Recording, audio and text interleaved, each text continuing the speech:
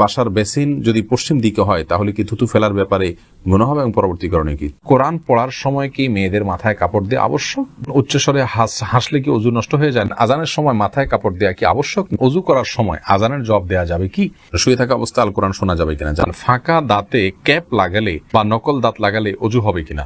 নামাজে হাঁচি আসলে কি আলহামদুলিল্লাহ বলতে হবে? টেবিল চেয়ারে ভাত খাওয়া যাবে কিনা? আপনি জানতে চেয়েছেন ওযু করার সময় আজানের জবাব দেওয়া যাবে কি? ওযু করার সময় আজানের জবাব দেওয়া যাবে যদি আপনি ওযুর ফাঁকে ফাঁকে দিয়ে ফেলতে পারেন, কোনো অসুবিধা না থাকে, পানি অপচয় না হয়, ফাঁকে ফাঁকে দিয়ে ফেলতে পারেন। ওযুর সময় বিশেষ কোনো দোয়া নাই, অতএব মুখে আপনি আমলটা করতেই পারেন। ওযুর হাত ধোয়ার সময় এক দোয়া, মুখ ধোয়ার সময় এক দোয়া, পাও ধোয়ার সময়, মাথা মাসা করার সময় এক দোয়া, এরকম বিভিন্ন দোয়ার কথা আমরা জানি, সেগুলো বিশুদ্ধ হাদিস দ্বারাই প্রমাণিত নয়, যার কারণে ওযুর ফাঁকে ফাঁকে আপনি আজানের জবাব দিতে পারবেন।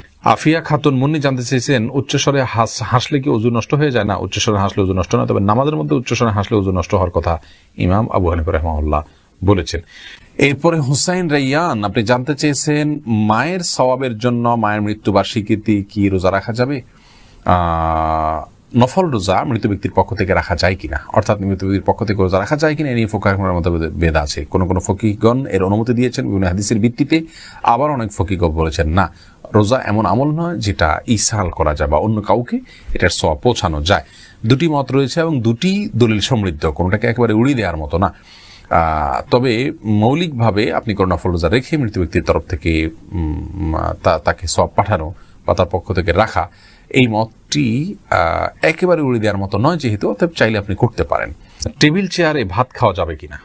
উত্তর হলো যাবে, তবে রাসূল করিম সাল্লাল্লাহু আলাইহি ওয়াসাল্লাম সম্পর্কে হাদিসে বর্ণিত হয়েছে মা আকালা নবী সাল্লাল্লাহু আলাইহি ওয়াসাল্লাম আলাল খেওয়ান কাত্তু, তিনি কখনো খেওয়ানের উপরে খান নাই। খেওয়ানের ব্যাখ্যা অনেকে বলেছেন টেবিল চেয়ার, যার কারণে এটা অ্যাভয়েড করা, বিশেষ করে হেলান দিয়ে তিনি কখনো খাননি, এরকম একটি বর্ণনা পাওয়া যায়।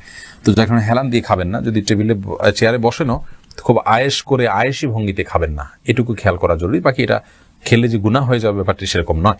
মেহেদী হাসান জানতে চেয়েছেন নামাজে হাঁচি আসলে কি আলহামদুলিল্লাহ বলতে হবে?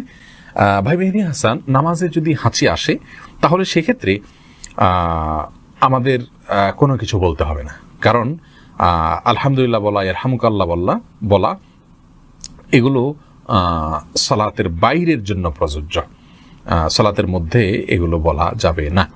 জাহানারা জিনা জানতে চেয়েছেন আজানের সময় মাথায় কাপড় দেওয়া কি আবশ্যক? না বোন, আজান হলে মাথায় কাপড় দিতে হবে এমন কোনো কথা নাই, এটা আমাদের সমাজে প্রচলিত একটি ধারণা মাত্র। ফয়সাল আহমেদ জানতেছেন শুয়ে থাকা অবস্থায় আল কোরআন শোনা যাবে কিনা? যাবে, কোনো অসুবিধা নেই, কোরআন কোথাও নিষিদ্ধ নয় এই বিষয়টি। সাফিয়া চাকলাদার আপনি জানতে চেয়েছেন কোরআন পড়ার সময় কি মেয়েদের মাথায় কাপড় দেওয়া আবশ্যক? বোন সাফিয়া, মোটেও আবশ্যক নয়, কোরআন পড়ার সময় মেয়েদেরকে মাথায় কাপড় দিতে হবে এমন কোনো কথা কোরআনে কথা বলা হয়নি। আপনি স্বাভাবিক অবস্থায় থাকতে পারবেন ইনশাআল্লাহ বিইذনিল্লাহ। কানিজ সাদি আপনি জানতে চেয়েছেন বাসার বেসিন যদি পশ্চিম দিকে হয় তাহলে কি থুতু ফেলার ব্যাপারে গুনাহ হবে এবং পরবর্তী করণীয় কি? বেসিনে থুতু ফেললে তো মানুষ নিচে ফেলে, পশ্চিম বলতে তো সরাসরি সামনের দিকে যখন থুতু ফেলা হয় সেটাকে পশ্চিম দিক বলা হয়। বেসিনে মানুষ তো একটু মাথা নিচু করে ফেলে, তাহলে যখন সেটা পশ্চিম দিক হবে না, এটা নিচের দিক হবে। অতএব পশ্চিম দিকে থুতু ফেলার যে নিষেধাজ্ঞা হাদিসে রয়েছে সেটি বেসিনে ফেললে হবে না। তারপরে হ্যাঁ, দূর থেকে যদি ফেলা হয়, বেসিনে নিক্ষেপ করা হয়, সেক্ষেত্রে যাতে একটু সাবধানতা অবলম্বন করা হয় যাতে কেবলার দিকে নিক্ষেপটা না হয়।